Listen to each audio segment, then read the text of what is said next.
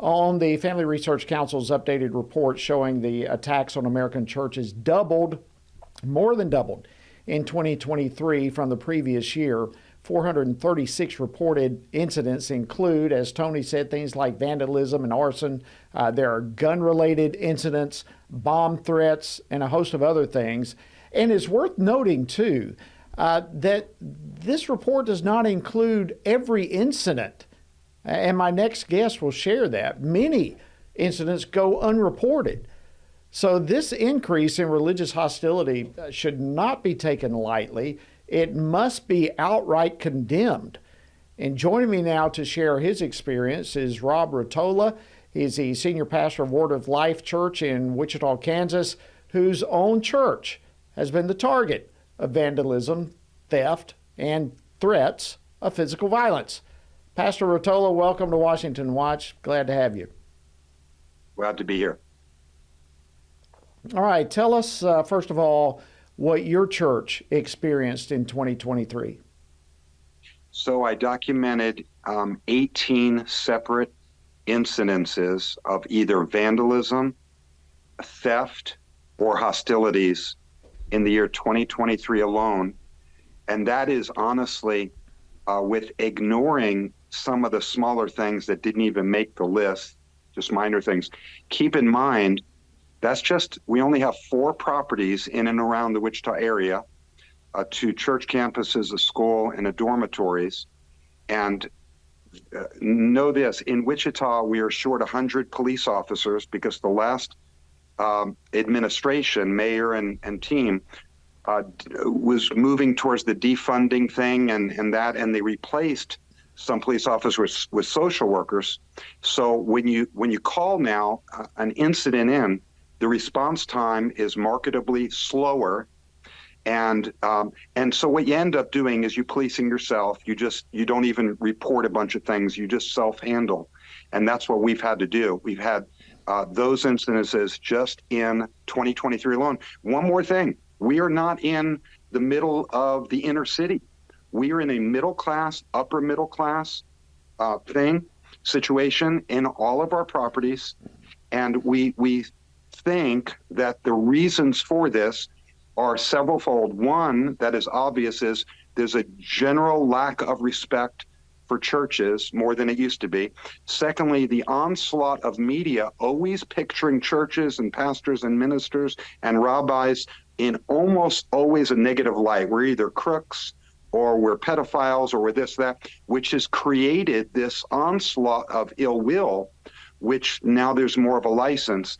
And lastly, what I want to share is that you don't even report all the incidences anymore, because when you report it and they show up 45 minutes later, and sometimes it's not even a police officer, it's a social worker, you just end up really doing the better job policing it yourself. And so what you guys were saying earlier, if we don't take a stand now and speak out and hold our ground, spirit, soul, and body, and do it and provide our own security and things like that, eventually we will be a voiceless society. When I looked at our incidences to determine what is just general theft, vandalism, whether we were at church or anything else, and what was particularly due to our faith, more than half of the incidences were due to our conservative evangelical faith. Wow. All right. So, look, this is, and I would encourage you to see the report that we've come out to. I mean, you're a part of this, what you and your church have experienced. But the incidences of hostility are drastically on the rise, accelerating, skyrocketing. And we do have a lot of pastors, a lot of church leaders out there who are afraid. Based on your experience, what would you say to pastors and congregations as we are seeing more and more of these type of occurrences? That you can't consider going voiceless and kind of hiding, because if you do that, you end up being Germany pre-Hitler, and during Hitler, you end up being quiet. The problem won't get less The bullies don't get less when you go quiet, they get more. So what we did, for example, we did a conference in October called the Exposed Conference. We did it from a loving standpoint. We were trying to help people in the LGBTQ community, people into the New Age and occult and other different things. And so we had this conference. And when we had this conference, we were vandalized, we were threatened by the LGBTQ community and others. Why? Because we were not affirming them. We were saying that God can help you if you're in this lifestyle. And even though all the wording we used was very gentle, loving, and kind, we got calls from the Wichita Police Department, the Park City Police Department, saying they have gotten different phone calls to them. They don't like what you're doing. Beef up security. We can only protect you so much. So we had 12 security people that night, one police department paid person, the other internal security team for that event. We had an intruder in the building to harass the event, which we self-policed and took care of. Wow. So let me just say, as you're having your time of prayer, you're praying for churches across America. You are personally one who has experienced the hostility while you were trying to reach out with the love of Christ to those who are opposed to you. What is your prayer for the churches in our nation amid this rising hostility? My prayer would be the things that Tony Perkins and you guys are saying. Now is the time to take a stand. So I'm praying that churches take a stand, be more vocal, less vocal, push back the bully.